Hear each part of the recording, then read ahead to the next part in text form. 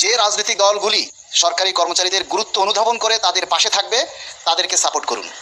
আগামী নির্বাচনে বুঝিয়ে দিন সরকারি কর্মকর্তা কর্মচারীকে বাদ দিয়ে বাংলাদেশের কোনো উন্নয়ন সম্ভব নয়। যখন সরকারি কর্মচারী 10টা বছর বেতন ভাতা, বেতন স্কেল, গ্রেড পরিবর্তন, পে কমিশন থেকে বঞ্চিত, তখন সেই মুখগুলি, সেই অর্থনীতিবিদগুলি কোথায় ছিলেন? নবম পে স্কেল নিয়ে যে সকল রাজনৈতিক দলগুলি বিরোধিতা করবেন সেই সমস্ত রাজনৈতিক দলগুলোকে তাদেরকে প্রত্যাখ্যান করুন।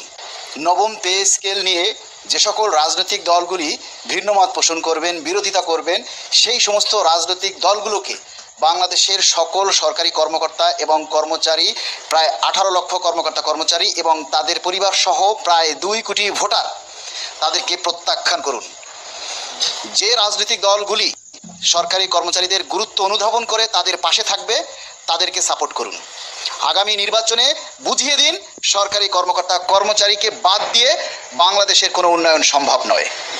আর যে সমস্ত এডিবি বা অন্যান্য যে সংস্থাগুলি আছে যারা এই মহার্ঘ ভাতা কিংবা নবম পে কমিশন এবং সরকারি কর্মচারীদের আর্থিক সুবিধা প্রদানের বিপক্ষে বিরোধিতা করবেন, তাদের প্রতি তীব্র ঘৃণা পোষণ করছি এবং তাদের প্রতিবাদ জানাচ্ছি।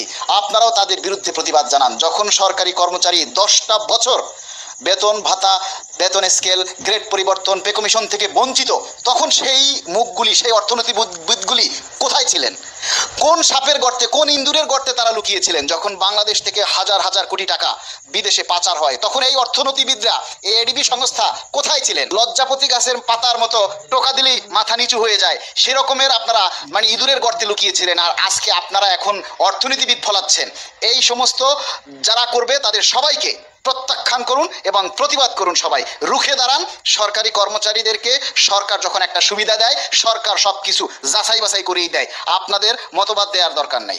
2015 সালের পূর্বে যারা একটা টাইম স্কেল পেয়েছে, আপিল বিভাগের রায় অনুযায়ী তাদের আরও 2টা উচ্চতার গ্রেড পাবে, তাহলে তাদের স্কেল দাঁড়াবে 3টা।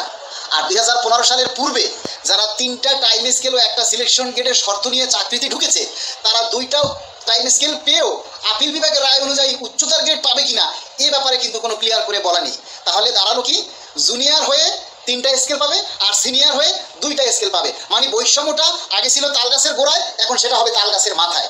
জুনিয়র হয়ে বেশি বেতন পাবে আর সিনিয়র হয়ে কম বেতন পাবে। এটাই হলো 24শে জুলাইয়ের বৈষম্যহীন বাংলাদেশ। আমরা এই বাংলাদেশ চাই না।